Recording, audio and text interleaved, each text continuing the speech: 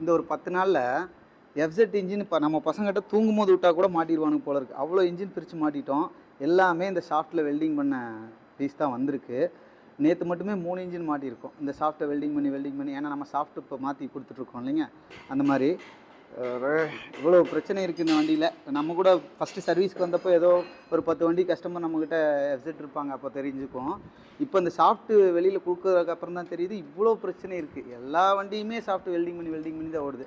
வெளியே 2 வண்டி வந்திருக்கு. அவ்வளோ ஃப்ரெஷ்ஷாக இருக்குது வண்டி பார்க்குறக்கு. ஆனால் பிரித்தா உள்ள சாஃப்ட் வெல்டிங் வேறு ஆப்ஷன் இல்லாதனால வச்சுருக்கேன்றாங்க. என்ன பிரச்சனைனா இதில் வெல்டிங் பண்ணும்போது உங்களுக்கு சாஃப்ட்டை கரெக்டான டைரெக்ஷனில் வச்சு வெல்டிங் பண்ண முடியாது. ஸோ கொஞ்சம் முன்ன பின்ன தான் வச்சு தான் வெல்டிங் பண்ணுவாங்க. ஒரு 15,000 ஓடுற ஸ்ப்ராக்கெட் வந்து வெல்டிங் பண்ணதுக்கப்புறம் பார்த்தீங்கன்னா 7,000 8,000 தான் ஓடும். அதுதான் பிரச்சனையே. ஸோ இப்போ சொல்யூஷன் இருக்குது, நம்ம சாஃப்ட் இருக்குது, இந்தியா ஃபுல்லாக கொடுத்துட்ருக்கோம். ஏகப்பட்ட பேர் வாங்கிட்டு இருக்காங்க. வாங்கினவங்களாம் நல்ல ரிவ்யூ. மேக்ஸிமம் அதிகமாக கேரளாவில், பாண்டிச்சேரியில், கர்நாடகாவில் தான் அதிகமாக வாங்கியிருக்காங்க. ஸோ உங்களுக்கும் தேவையான கீழே இருக்கிற நம்பருக்கு சொல்லுங்கள், நான் சாஃப்ட் பார்சல் பண்ணி விட்றேன். சாஃப்ட் நிறைய ஸ்டாக் இருக்குது. ஓகே, இது மட்டும் மெக்கானிக்ஸ்.